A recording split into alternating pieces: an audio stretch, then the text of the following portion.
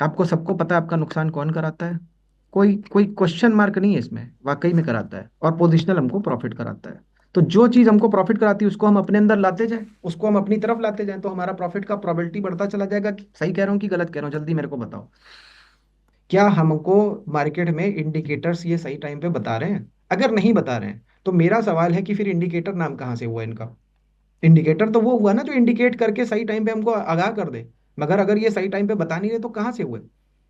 Intraday में अगर हमको लगातार नुकसान हो रहा है, आपको हो रहा है, कोई नया बंदा आ रहा है, चाहे पुराना बंदा है, सबको नुकसान हो रहा है, तो इंट्राडे कहाँ से अच्छा हुआ बताओ मेरे को?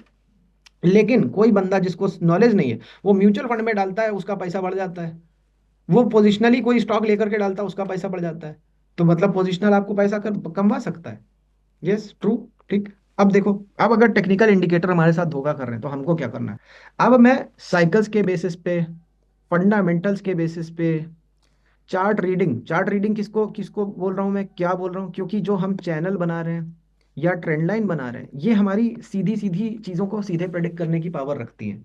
अगर चैनल आप बना रहे हो, आपको पता है, जैसे टाटा मोटर में मैंने बताया बनाया उनको, मैंने सीधे बता दी वो चीज।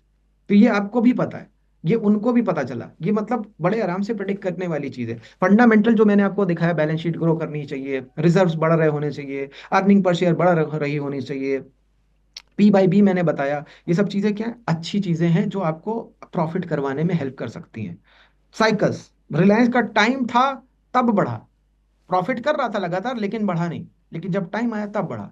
ये चीज आपको कोई नहीं बता सकता, ये इंडिकेटर्स तो कभी नहीं बता सकते।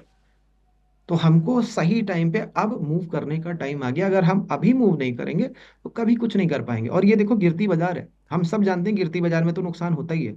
लेकिन बढ़ती बाजार में अगर आप नुकसान कर रहे थे तो अभी आपको समझने की जरूरत है, और यही समय है कंस्ट्रक्शन का। बिजनेस में ग्रो करना चाहते हो, ठीक है, और आप मार्केट में भी काम करना चाहते हो, तो पहली चीज तो ये, मार्केट में इन्वेस्ट तब करना जब पहले अपने ऊपर इन्वेस्ट कर चुके हो। अपने ऊपर अभी इन्वेस्ट किया नहीं है अपने को, आप देखो टाइम मैनेजमेंट क्या आपने सीखा, क्या बेटर तरीके से टाइम मैनेजमेंट कर पाते हो, अपनी पर्सनैलिटी डेवलपमेंट से रिलेटेड जो किताबें पढ़ी जाती हैं, जो जो इन्वेस्टमेंट करने होते हैं, वो अगर करके थक चुके हो, तब जाकर के इन्वेस्ट करो आप मार्केट में। पहले पहले तो आपको अपने को बेटर करना था। अगर आप जॉब में भी हो तो भी आपको ये सब करना था। अपना पीकेस लेवल क्या आपने अचीव कर लिया? वो अभी किया नहीं है। आप सोच रहे हो पैसा बचा बचा के अपना पेट काट काट करके पैसा जोड़ रहे हो और मार्केट में ला रहे हो, इंट्राडे कर रहे हो, बर्बाद हुआ जा रहा है। वो सब आपको रोकना है। बहुत इंपॉर्टेंट बातें बता रहा हूँ, देखो ये कोई बताएगा नहीं।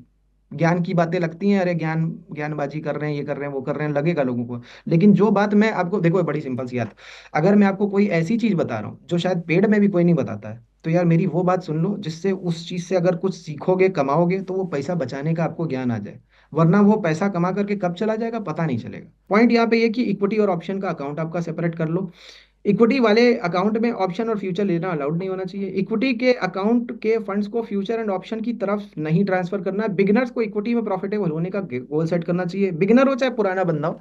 आप, मैंने बोला ना कि साइकिल में जब आप जा रहे हो तो साइकिल चलाना जो सीख रहे हो, साइकिल चलानी आ गई, फिर साइकिल चलाने के बाद में आप बाइक चलाओगे तो एक बात समझ में आती है, लेकिन बाइक में कॉम्प्लिकेशन बढ़ गई है। जिस बंदे ने साइकिल ही कभी नहीं चलाई वो सीधे बाइक चलाएगा तो क्या होगा? आप ऑप्शन में जाते हो तो वहां पे पता नहीं कितने और फैक्टर्स होते हैं जो आप शायद कभी जानते हो नहीं। कई बार तो ऑप्शंस इतनी महंगी हो चुकी होती आप वो चीज जानने ही नहीं चलते, या आपको पता ही नहीं चल पाता, कोई बताता ही नहीं कि ऑप्शन इतनी महंगी है। मतलब जिस रेट पे स्टॉक चल रहा है उस हिसाब से ऑप्शन अगर जो मिल रही, जो उसकी प्रीमियम है वो महंगी है, ये आपको कोई पता ही नहीं चल सकता। तो जब आपके साथ में ये समस्या आएगी तो आपका अकाउंट साफ होगा।